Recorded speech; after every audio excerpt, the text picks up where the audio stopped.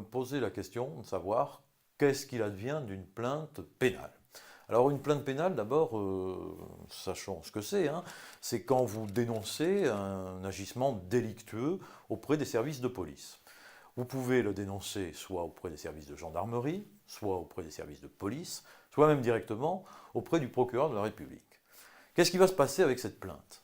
Eh bien, en réalité, il va se passer que les enquêteurs, qui sont saisis de cette plainte, et qui d'ailleurs doivent forcément la recevoir, parce que parfois ce n'est pas toujours évident, mais ils sont tenus de la recevoir, ils vont procéder à une enquête qu'on appelle enquête préliminaire, dans laquelle ils sont seuls à intervenir, et ils vont chercher si les faits que vous avez dénoncés existent, et quel est le responsable, ou le coupable, ou le suspect en tout cas. Et là, ils ont différentes solutions à leur disposition, interrogatoire, etc. Puis ils vont faire une synthèse, dans un procès-verbal de synthèse, qui vont remettre en quelque sorte au procureur de la République en disant, ben voilà ce qu'il advient de l'enquête que nous avons faite. Et sur cette base-là, le procureur de la République a ce qu'on appelle l'opportunité des poursuites, c'est-à-dire que soit il considère que les faits sont avérés et qu'il y a un suspect, et à ce moment-là, il le traduit directement devant le tribunal compétent pour que cette personne-là soit jugée, soit au contraire, il considère que les éléments n'existent pas, ou qu'on n'a trouvé personne, en tout cas identifiable comme responsable présumé, et à ce moment-là, il classe sans suite. Ou alors, les choses sont un peu plus compliquées, et il demande un complément d'enquête, et il va renvoyer, en fait, cette affaire devant un juge d'instruction, qui, lui, va enquêter plus profondément.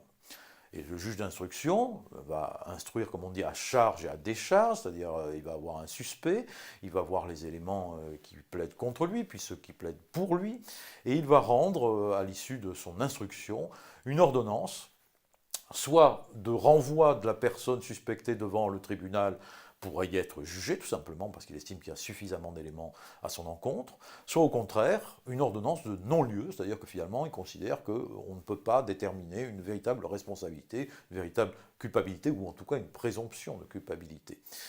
Donc, ça se termine par un non-lieu. Ce qui est important, c'est pour la partie civile, c'est-à-dire celui qui a porté plainte, qui a engagé l'action, qui a initié l'action. Qu'est-ce qu'il fait quand finalement le procureur de la République lui dit « bah non, j'ai classé sans suite ».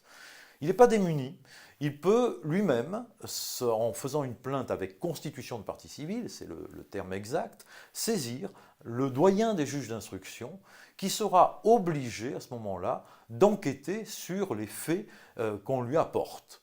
Alors, comme on va mettre en place tout le système judiciaire, le juge d'instruction peut demander une consignation, c'est-à-dire il va demander de l'argent à la partie civile qui devra consigner pour s'assurer de sa crédibilité et puis de sa volonté d'aller jusqu'au bout.